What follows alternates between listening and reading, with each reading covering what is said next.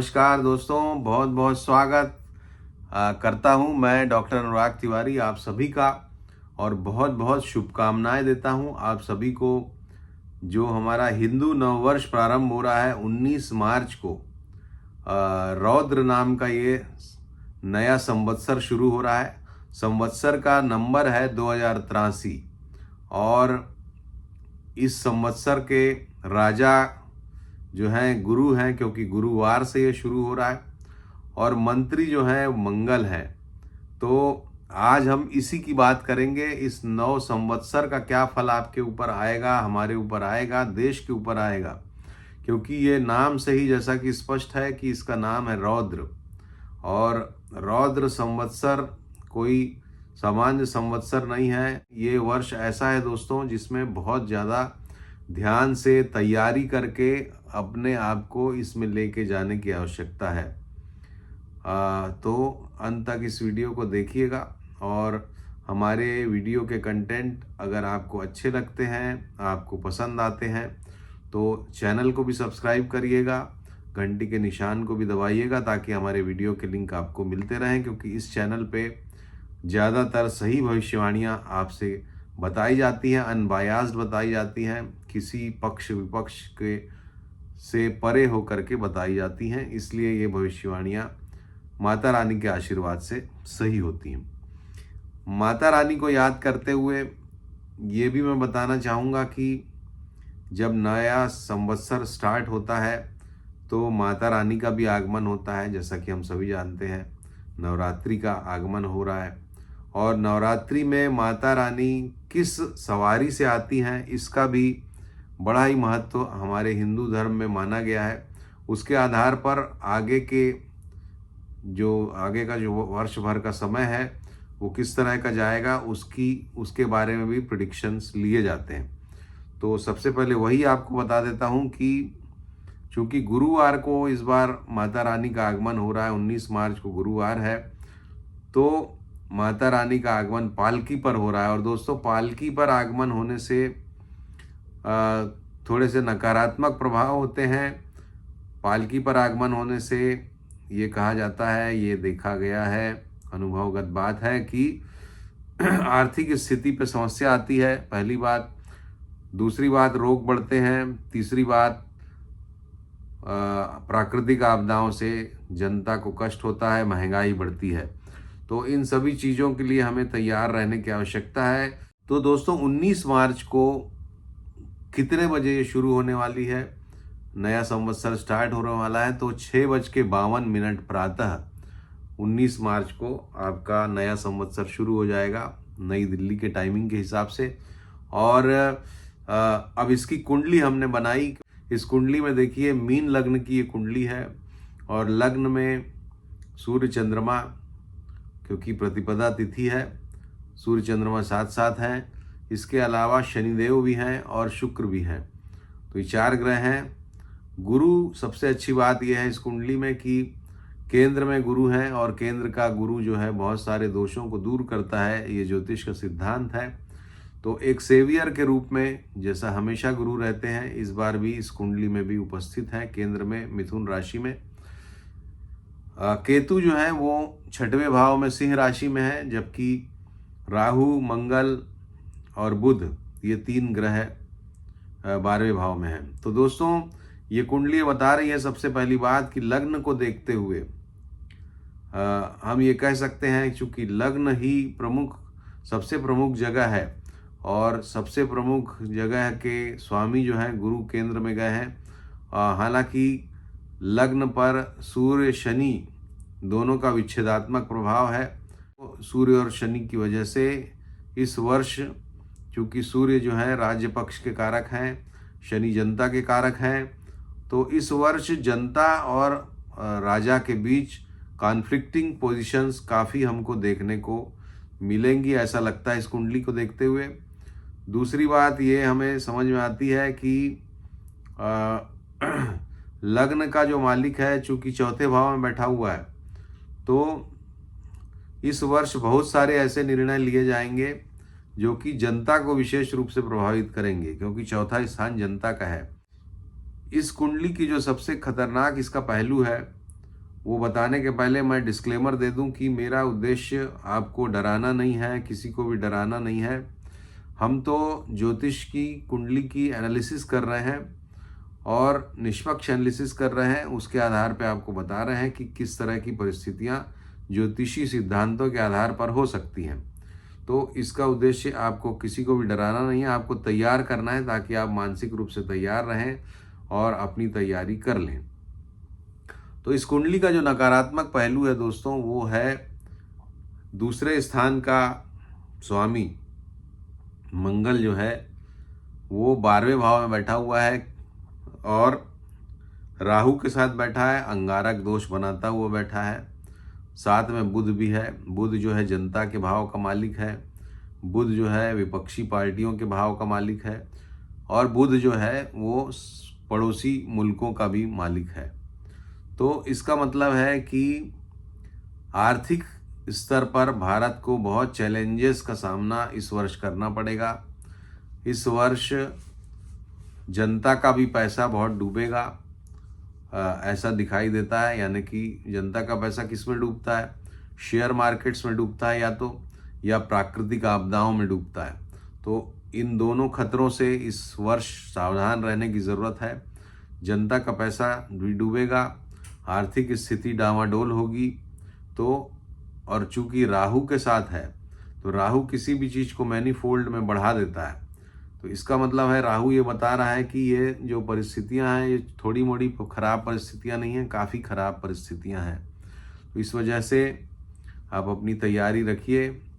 बहुत ज़्यादा पैसा आपकी सैलरी या जो भी आपकी आमदनी है उसका बहुत ज़्यादा लोन वगैरह पटाने में मत रखिए। 10% तक ही रखिए, 15% तक ही रखिए। बाकी पैसा आप, जैसा कि सिद्धांत है कि 50% तक लोन रीपे करने में लगा सकते हैं आप, ऐसा नॉर्मल सिद्धांत है। लेकिन आप उसको 15 से 20% तक ही रखिए, 15% तक ही रखिए, तो उतना ही लोन लीजिए। उसके अलावा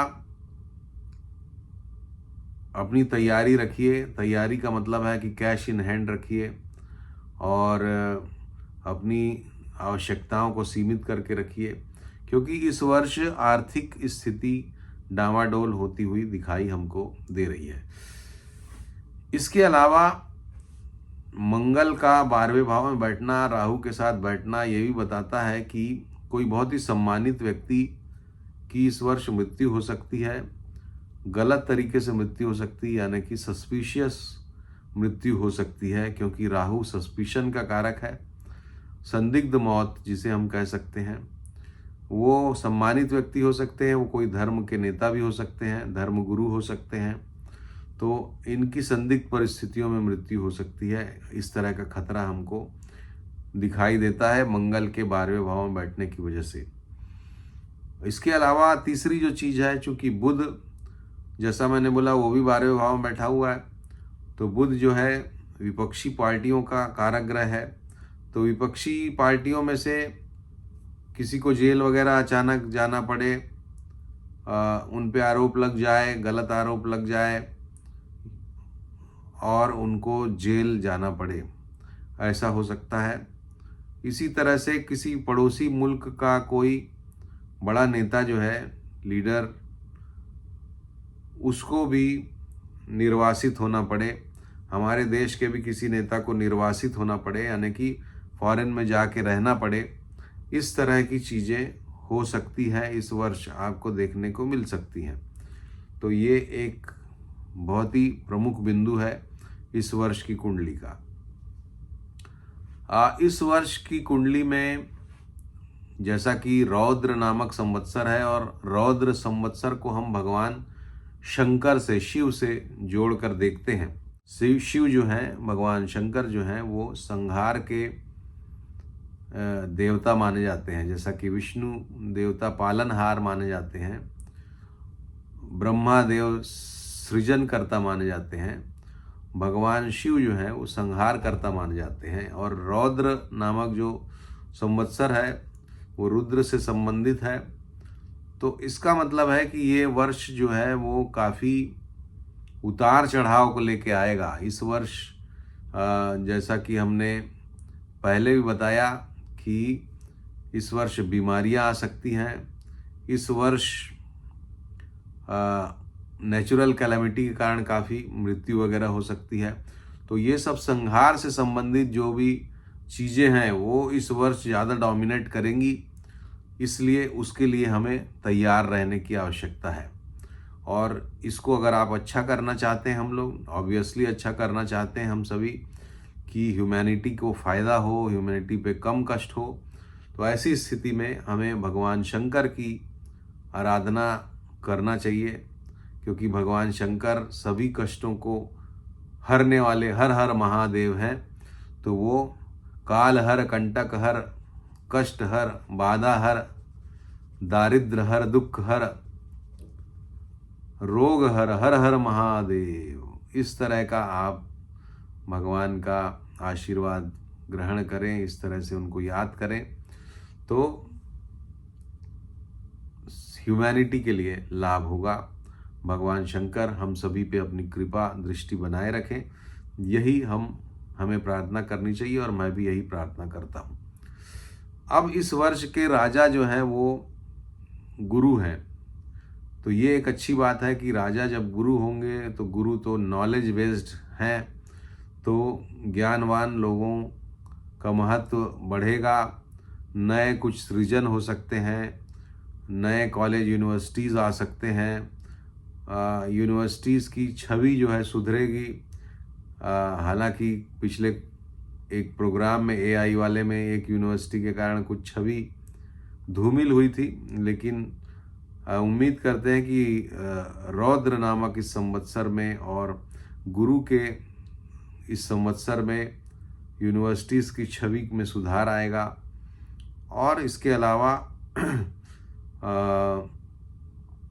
आध्यात्म का बोलबाला रहेगा, आध्यात्मिक चीज़ों में बढ़ोतरी होगी, आध्यात्म की शरण में ज़्यादा से ज़्यादा लोग जाएंगे, और जाना भी चाहिए जब इस तरह के कष्ट के समय से हम निकल रहे हैं।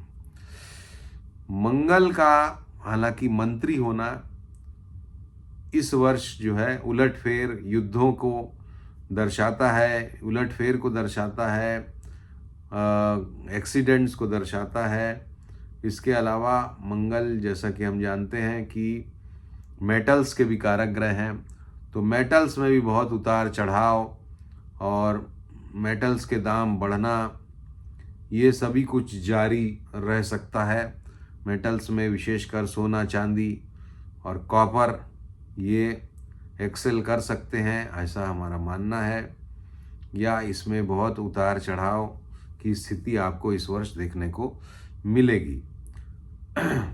इसके अलावा ये जो वर्ष की कुंडली है, इस वर्ष की कुंडली में जैसा कि शुक्र 7 नंबर जो अष्टम स्थान के स्वामी हैं वो लग्न में बैठे हुए हैं, तो ये भी कहीं ना कहीं बताता है कि इस वर्ष कैलेमिटीज़ काफ़ी होंगी, और कैलेमिटीज़ जो है वो उनसे सावधान रहने की ज़रूरत है। बड़े नेताओं के, बड़े लोगों के बारे में, गुरु तुल्य लोगों के बारे में कष्ट की बात मैं आपको बता ही चुका हूँ। तो उस दृष्टिकोण से ज्योतिषी सिद्धांत के अनुसार दशम भाव पर वजन बढ़ रहा है। गुरु किसी भी चीज़ को बढ़ा देते हैं, तो गुरु की गुरुता बढ़ रही है, तो इसका मतलब ये है कि जो देश के राष्ट्र प्रमुख हैं हमारे, वहाँ पर कुछ वो ऐसा काम कर सकते हैं जिससे उनकी जो खराब होती छवि थी उसमें कुछ लगाम लगे, वो ज़्यादा स्पिरिचुअल इंक्लिनेशन की तरफ जा सकते हैं, या कोई स्पिरिचुअल पर्सन जो है वो भी हमारे देश का प्रमुख बन सकता है, या जो हमारे देश के प्रमुख हैं वो और ज़्यादा स्पिरिचुअल एक अलाइनमेंट की तरफ आगे बढ़ सकते हैं, ऐसा हमारा मानना है। तो ये थी प्रमुख बातें आज के इस वीडियो की। और राशिफल अगर आप जानना चाहते हैं तो राशिफल के बारे में मैं बता दूं शॉर्ट में। सबसे पहले कि चूंकि राजा गुरु हैं, तो गुरु की जो राशियां हैं और मंत्री मंगल हैं तो जो मंगल की राशियां हैं उनके लिए ये वर्ष अच्छा रहने वाले हैं, यानी कि मेष, वृश्चिक, धनु, मीन, इनके लिए ये वर्ष विशेष रूप से सकारात्मक फलदायक होगा। शुक्र से वाली जो राशियां हैं यानी कि वृषभ और तुला, इनके लिए ये वर्ष जो है कष्ट वाला हो सकता है। वृषभ वालों को अचानक नुकसान की परिस्थितियों से दो चार होना पड़ सकता है, और तुला वालों के लिए ये वर्ष बड़े परिवर्तन वाला रहेगा। कष्ट में, यानी जैसे सोने को तपाया जाता है उस तरह का तपाएगा ये वर्ष आपको, तुला वालों को, तो उसके लिए तैयार रहिए। हालांकि तपने से ही आदमी कुंदन होता है, सोना बनता है, तो अगर आप अपने आप को स्थिर रखेंगे, मेहनत करेंगे, तो सोने के रूप में निखर के इस वर्ष के बाद तुला राशि वाले बाहर आएंगे। मिथुन और कन्या वाले जो हैं इनके लिए ये वर्ष जो है वो विशेष रूप से सावधानी रखने का है, चोट चपेट एक्सीडेंट से बच के रहने का है। ये वर्ष एग्रेशन से भी बचने का है, ये एग्रेशन आपके अंदर ला सकता है, तो विशेष रूप से मिथुन और कन्या राशि वाले सावधानी रखेंगे। कर्क वाले जो हैं, कर्क राशि वालों को ये वर्ष फिर से एक ज़्यादा विजिबिलिटी प्रदान करेगा। जो एक विजिबिलिटी उनकी कम हो गई थी वो दूर होगी और फोकस में लोगों के आएंगे ये लोग। सिंह वालों के लिए ये जो वर्ष है ये आपके लिए भी बड़ी सख्त मेहनत वाला वर्ष रहने वाला है। एक तरह से जिसको बोलते हैं कि हठ योग, तो हठ योग आपको करना पड़ेगा। यानी कि अगर आपको कुछ अचीव करना है तो एक हठ योगी की भांति आपको मेहनत करना पड़ेगा और अपनी जो इच्छा है उस पे टिके रहना पड़ेगा, तभी आप इस वर्ष सफलता प्राप्त कर पाएंगे। वृश्चिक तक मैंने बता दिया, धनु भी मैंने बता दिया। वृश्चिक के लिए अच्छा समय है, सकारात्मक परिवर्तन का समय है। धनु के लिए अच्छा समय है, गेनफुल टाइम है, सम्मान बढ़ने का समय है। मकर के लिए और कुंभ के लिए ये जो समय है ये समय आपको भी स्ट्रगल देने वाला है। आपको भी ये वर्ष जो है आध्यात्म बता रहा है कि आप आध्यात्मिकता के साथ रहिए। जितना आप आध्यात्मिकता के साथ रहेंगे, यानी भगवान की डोर पकड़े रहिए। अगर भगवान की डोर छूटी तो आपका जो मन मस्तिष्क है उसको कंट्रोल करने में आपको परेशानी होगी, यानी आप दुखी हो जाएंगे या आप परेशान हो जाएंगे, ज़्यादा दिक्कत हो जाएगी। तो इस वजह से मकर और कुंभ वालों को मैं सलाह देता हूँ कि यही समय है जबकि स्पिरिचुअल जर्नी आपकी अपनों उसको स्ट्रॉन्ग करना, ईश्वर की शरण में रहना, ईश्वर को के साथ अपना नित्य संपर्क बना करके रखने की सलाह मैं आपको देता हूँ। और मीन वाले जो हैं, मीन वालों के लिए ये वर्ष अच्छा रहेगा, बड़े परिवर्तनकारी समय को लेके आएगा, बड़ी मेहनत भी कराएगा, लेकिन एक यादगार वर्ष के रूप में ये जाना जाएगा मीन राशि वालों के लिए या मीन लग्न वालों के लिए। तो दोस्तों ये था वीडियो। अगर आपको पसंद आया हो नव संवत्सर का ये वीडियो, इसमें हम सारी जानकारियां देने का प्रयास किया, तो आप इसको लाइक करिएगा, लाइक का बटन दबाइएगा, कमेंट भी करिएगा कि आपकी इस संवत्सर से क्या इच्छा है, और हो सकता है कि ईश्वर आपकी इच्छा को पूरा करें। तो अभी के लिए इतना ही। अपना ध्यान रखिए और फिर से नव संवत्सर की ढेर सारी शुभकामनाओं के साथ मैं डॉक्टर अनुराग तिवारी आपसे विदा लेता हूँ। नमस्कार।